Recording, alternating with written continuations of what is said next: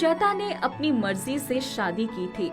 माता पिता ने बहुत समझाया था, सुजाता, देव का परिवार बहुत बड़ा है, दो भाई हैं, भाभियां हैं, उनके साथ तुम्हारा गुजारा होना बड़ा मुश्किल होगा। माँ, मैं इन लोगों से मिल चुकी हूँ, वो लोग बहुत अच्छे हैं, तुम चिंता मत करो। सुजाता की शादी देव से हो गई। वो दुल्हन बनकर ससुराल आ गई। शुरू में तो सब ठीक था, पर जब उसे रसोई में खाना बनाने की जिम्मेदारी सौंपी गई तो उसकी हालत खस्ता हो गई। उसके घर में तो सिर्फ 3 लोगों का खाना ही बनता था, पर यहाँ भरा पूरा परिवार था। उसकी बनाई सब्जी देखकर एक दिन, भाभी, जरा एक रस्सी ले आना तो। रस्सी क्या करोगे? कमर में बांधकर इस सब्जी में डुबकी लगाऊं तो शायद एक आध पनीर और मटर मिल जाए। उसकी बात सुनकर सब ठटकर हंस पड़े। सुजाता रोती हुई अपने कमरे में चली गई। तभी, आज तो पूरा भारत का नक्शा बना दिया है, सिर्फ लंका को बख्श दिया गया है। दाल इतनी पतली क्यों है? सुजाता रोज रोज के ताने से दुखी हो जाती तो घर के पिंजरे में बंद तोते मिट्ठू के पास जाकर उसे अपना दुखड़ा सुनाती।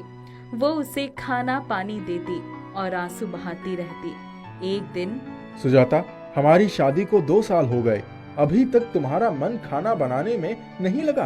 भाभी लोग कितना अच्छा खाना बनाती थी। मैं अपनी तरफ से पूरी कोशिश करती हूँ, पर तुम लोगों को रोज कुछ न कुछ कमी मिल ही जाती है।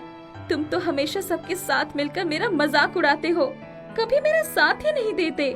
देखो, मैं खाने से समझौता नहीं कर सकता। सुजाता चुपचाप रसोई में गई और खाना बनाने लगी। खाने की टेबल पर, ओफो सुजाता, दाल में नमक नहीं डाला क्या? इतना सुनते ही देव ने उठकर सुजाता के गलों पर थप्पड़ लगा दिया। सुजाता बिलबिला उठी। वो अपने कमरे में जाकर रोने लगी। तभी बरामदे में लटका पिंजरे में कैद, आज खाना नहीं दोगी क्या? मुझे भूखा ही मार दोगी क्या? सुजाता तुरंत उठी और तोते का पिंजरा खोल दिया। मिट्ठू, जा, मैंने तुझे आजाद कर दिया। मैं तो इस घर में कैद हूँ ही, तू तो अपना जीवन जी ले। मिट्ठू पंख फड़फड़ाते हुए उसके कंधे पर आकर बैठ गया। तुम्हारा बहुत बहुत धन्यवाद, अपना ध्यान रखना, मैं चलता हूँ। इतना अपमान सहने के बाद सुजाता वहाँ से चली जाना चाहती थी, पर उसके पास इतने पैसे ही नहीं थे। तभी, सुजाता, जरा चाय बना दो। मैं यहाँ नहीं रहना चाहती हूँ, तुम मुझे मेरे मायके पहुँचा दो। सुजाता, अगर तुम जाओगी तो ये याद रख लेना, इस घर के दरवाजे तुम्हारे लिए हमेशा के लिए बंद हो जाएंगे। तुम इसी तरह अत्याचार करते रहो और मैं कहीं जाऊं भी नहीं। ज्यादा जबान चलाने की जरूरत नहीं है, जल्दी जाओ चाय बनाओ। सुजाता जाकर चाय बनाने लगी। रो रो कर आंखें लाल हो गई थी। एक मिट्ठू ही था जिससे अपने दिल की बातें कर लिया करती थी, अब वो भी चला गया। मुझे न जाने कब इस कैद से छुटकारा मिलेगा। कई दिन बीत गए थे। सुजाता अपनी जिंदगी बोझ की तरह जीने को मजबूर थी। तभी एक दिन, सुजाता, मेरे कुछ दोस्त आने वाले हैं, आज शाही पनीर और कुछ अच्छा खाना बना लेना। सुजाता के हाथ पैर फूल गए। पनीर निकालकर रसोई की खिड़की के पास खड़ी थी कि तभी उसने देखा कि मिट्ठू खिड़की के पास आया। मुझे बहुत भूख लगी है, कुछ खिला दो। लो, खा लो। नहीं नहीं, मुझे तुम्हारे हाथ में रखे हुए पूरे पनीर में से ही खाना है। लो, तुम भी अपनी मनमानी कर लो। मिट्ठू ने थोड़ा सा पनीर खाया और उड़ गया। सुजाता ने पूरा खाना बनाया। जब सबने शाही पनीर खाया तो बहुत तारीफ की। सबके जाने के बाद, सुजाता, आज तो पनीर बहुत स्वादिष्ट बना है, आज तो तुम्हारे हाथ में जादू आ गया है। सुजाता को तुरंत मिट्ठू की याद आ गई, पर वो कुछ बोली नहीं। अब तो रोज ही मिट्ठू आता और सुजाता अपने हाथ की सब्जी उसके सामने बढ़ा देती। वो थोड़ा सा खाकर उड़ जाता और सब्जी की सभी लोग प्रशंसा करते। उसके घर में उसकी इज्जत बढ़ गई थी। एक दिन, सुजाता, सचमुच तुमने कोई जादू सीख लिया है क्या? सुजाता ने उसे सारी बात बताई। तब, सुजाता, क्यों ना हम लोग शाही पनीर लोगों को बेचना शुरू कर दें? हाँ ठीक है, मिट्टू तो रोज ही आता है। कुछ ही दिनों में उन्होंने शाही पनीर की सब्जी बनाकर बड़े बड़े रेस्टोरेंट्स में सप्लाई करना शुरू कर दिया। डिमांड बढ़ने लगी, घर में खूब पैसे आने लगे। सुजाता की स्थिति अब घर में मालकिन की हो गई थी। 3-4 साल बीत गए थे। एक दिन अच्छा होता कि मिट्ठू हमारे साथ ही रहता, और भी बहुत सारी चीजें उसे छुट्टी करवा कर बना सकती थी और अपना बिजनेस बढ़ा सकती थी। तब हम और भी अमीर हो जाते। दूसरे दिन मिट्ठू जैसे ही आया, सुजाता ने उसे पिंजरे में बंद कर दिया। मुझे कैद मत करो। लेकिन सुजाता के मन में लालच आ गया था। मिट्ठू को कैद करने के बाद ही धीरे धीरे उनके खाने का स्वाद बिगड़ता चला गया और उनको आने वाले ऑर्डर कैंसिल होने लगे। एक दिन, मिट्ठू क्या बात है? पहले तो तुम्हारे झूठा करने से सारी चीजों का स्वाद बढ़ जाता था, लेकिन अब ऐसा नहीं होता है। हमें बिजनेस में बहुत घाटा हो रहा है। सुजाता, मैं ज्यादा कुछ तो नहीं जानता, लेकिन जब तुमने मुझे आजाद कर दिया था, तब मैं उड़ते उड़ते ऋषि के आश्रम में पहुंच गया था। उन्होंने मुझे तप करना सिखाया। दिन भर मुझे सिर्फ 2 बूंद पानी मिलता था। उसकी वजह से मेरे अंदर कुछ जादुई शक्ति आ गई थी। लेकिन जब से तुमने मुझे इस पिंजरे में कैद कर लिया है, मैं ऋषि के पास जा ही नहीं सकता और धीरे धीरे वो जादुई शक्तियाँ खत्म होती जा रही है। तुम मुझे आजाद कर दो, मैं शायद फिर से ऋषि के आश्रम में पहुंचकर पुनः अपनी खोई हुई शक्तियाँ वापस पा जाऊंगा। अब तो तुम्हारे पास बहुत पैसा है और तुमने बहुत कुछ बनाना भी सीख लिया है। तुम कोशिश करो कि तुम्हें किसी के सहारे की जरूरत ना पड़े। सुजाता को तुरंत अपनी भूल का एहसास हो गया। मिट्ठू, मैं तुम्हें आज ही आजाद कर देती हूँ। तुम जाओ, मेरी चिंता मत करो। अब जैसा भी होगा, अपने आप अपना खाना बनाने की कोशिश करूँगी। सुजाता ने उसे पिंजरा खोलकर आजाद कर दिया। मिट्ठू चला गया और आजाद होकर खुशी खुशी आश्रम में चला गया। अब वो जब भी आता, सुजाता उसे थोड़ा सा खाना दे देती, लेकिन अब जब भी कुछ बनाती, अपने आप बनाती। उसके खाने में फिर से वही स्वाद आ गया था और अब उनका काम चल पड़ा था। वो लोग बहुत खुश थे। बहुत पुरानी बात है। हंसनगर गांव में एक सुधा नाम की औरत रहती थी। सुधा बहुत ही गरीब थी और ईंट के भट्टे पर ईंट ढोने का काम करती थी। उसका एक बेटा था जिसका नाम चिंटू था। सुधा दिन भर ईंट के भट्टे पर काम करके अपना और चिंटू का पेट भरती थी और चिंटू के पढ़ाई का खर्च भी उठाया करती थी। लेकिन कभी कभी ऐसा भी होता था कि घर में खाने के सामान की कमी होने के कारण चिंटू और उसकी माँ सुधा आधे पेट खाकर भी सो जाया करते थे। ठीक से खाना पीना न मिलने के कारण चिंटू दिखने में बहुत ही दुबला पतला और कमजोर था। जब चिंटू अपने स्कूल में पढ़ाई करने के लिए जाता तो उसके दोस्त उसे सताने लगते थे। इन सब से चिंटू बहुत परेशान रहता और स्कूल जाने से कतराया करता था। माँ, मैं बहुत कमजोर हूँ ना। स्कूल में बच्चे मुझे सताते हैं, कभी कभी मार भी देते हैं। बेटा, तुम गुरुजी से उनकी शिकायत क्यों नहीं करते? मैं एक दिन तुम्हारे स्कूल आ जाऊंगी, उस बच्चे की शिकायत भी करूंगी। एक दिन स्कूल में जब सारे बच्चे खेल रहे होते हैं, तब चिंटू भी उनके पास खेलने के लिए जाता है। क्या तुम लोग मुझे भी इस खेल में शामिल कर सकते हो? मैं भी आज कबड्डी खेलना चाहता हूँ। चिंटू के स्कूल में बंटी नाम का लड़का है जो बहुत ही मोटा और तगड़ा होता है। अबे चल, तू क्या सूखी हड्डी से कबड्डी खेलेगा?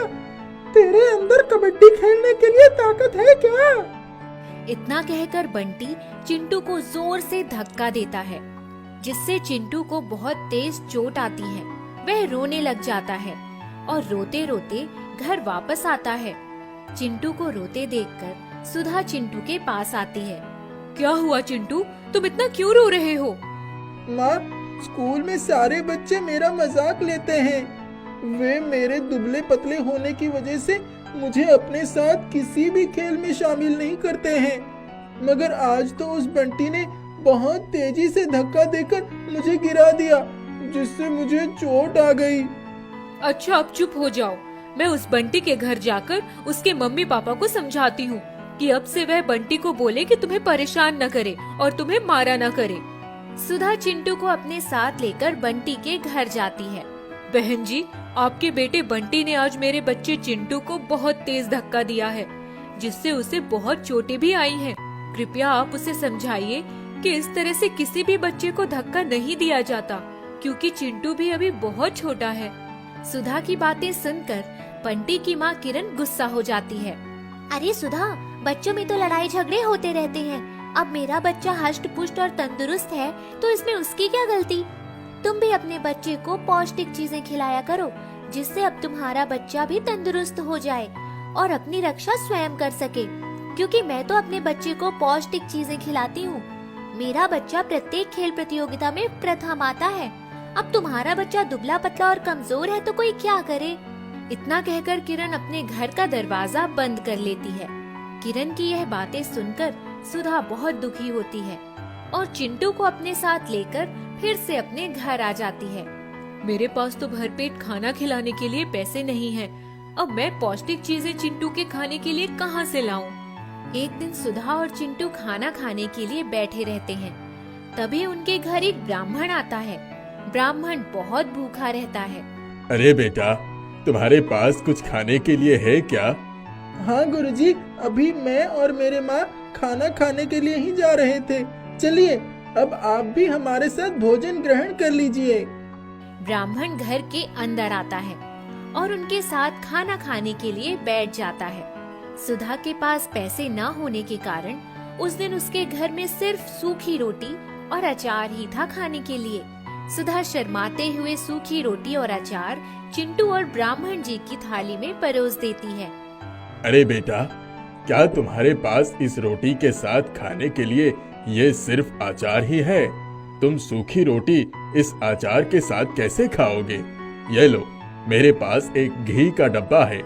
इस घी को तुम अपने रोटी में लगा लो, जिससे तुम यह रोटी और अचार आसानी से खा सकते हो।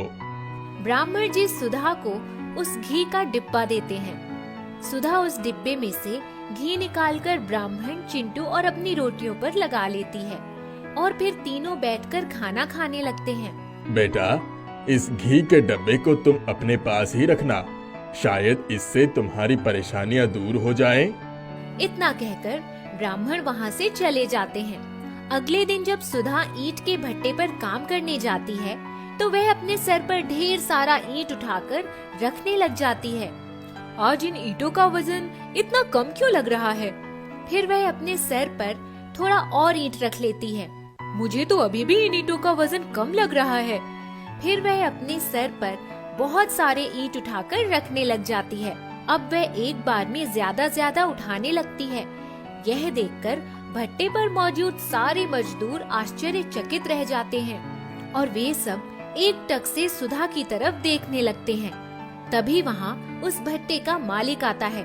जब वह देखता है कि सुधा बहुत सारे ईंट उठाकर एक बार में ही रख रही है तो वह सुधा के पास जाता है। अरे सुधा, इतने सारे ईंटों को एक ही बार में अपने सर पर उठाकर क्यों रख रही हो? क्या ये तुम्हें वजन नहीं लग रहे हैं? जी नहीं मालिक, मुझे तो इन ईंटों का वजन पता ही नहीं चल रहा है। मैं इन ईंटों को आसानी से उठा पा रही हूँ। यह देखकर मालिक बहुत खुश हो जाता है। फिर तो ये बहुत ही अच्छी बात है। तुम तो अब अकेले ही 3 लोगों के जितना ईंटें एक ही बार में उठा ले रही हो। इससे मेरा काम और भी बढ़िया हो जाएगा। अब से मैं तुम्हारा पगार 3 गुना बढ़ा दूंगा, क्योंकि अब तुम 3 आदमी के काम अकेले ही कर रही हो। फिर ईंट के भट्टे का मालिक सुधा के काम से खुश होकर सुधा का पगार 3 गुना बढ़ा देता है, जिससे सुधा भी बहुत खुश हो जाती है। जब सुधा घर आती है तो इधर चिंटू भी बहुत खुश रहता है। पता है माँ, आज मास्टर जी के कहने पर स्कूल के बच्चों ने मुझे भी अपने खेल कबड्डी में शामिल कर लिया और आज मैंने अकेले ही 4 लोगों को हरा दिया। इससे मेरे स्कूल के मास्टर जी मुझसे बहुत ही खुश हुए और उन्होंने अब मुझे खेल प्रतियोगिता में भी हिस्सा लेने के लिए कहा है। चिंटू की बातें सुनकर सुधा के खुशी का ठिकाना नहीं रहता। जब चिंटू और सुधा खाना खाने के लिए बैठते हैं तब सुधा फिर से देसी घी का डिब्बा खाने के लिए निकालती है। जब सुधा उस देसी घी का डिब्बा खोलकर देखती है तो हैरान रह जाती है। अरे, जब उस दिन ब्राह्मण जी मेरे घर पर खाने के लिए आए थे तब मैंने इस डिब्बे से बहुत सारा घी खाने के लिए निकाल लिया था, मगर आज फिर से इस डिब्बे का घी उतने का उतना ही है। ऐसा कैसे हो सकता है? इस डिब्बे का घी तो खत्म ही नहीं हो रहा। कहीं यह सब ब्राह्मण जी के आशीर्वाद की वजह से तो नहीं हो रहा। लगता है उस दिन ब्राह्मण जी ने मेरी गरीबी को देखकर मुझे जादुई देसी घी दिया है। कुछ ही दिनों में चिंटू उस जादुई देसी घी को खाकर हष्ट पुष्ट और तंदुरुस्त हो जाता है और वह अपने स्कूल की प्रतियोगिता में प्रथम आता है। अब उसके स्कूल के बच्चे भी उसके साथ सही से पेश आते हैं। इधर सुधा ईंट के भट्टे का काम छोड़कर घर में घी बनाने का काम शुरू करती है। उस जादुई घी के चमत्कार से बहुत सारा घी तैयार होने लगता है। वह घी का अच्छा व्यापार करने लगती है। इससे उनकी सारी गरीबी दूर हो जाती है। वह अपने लिए एक अच्छा सा घर भी बनवाती है और घर में खाने के लिए अच्छी अच्छी चीजें लाने लगती है। फिर सुधा और चिंटू खुशी खुशी रहने लग जाते हैं।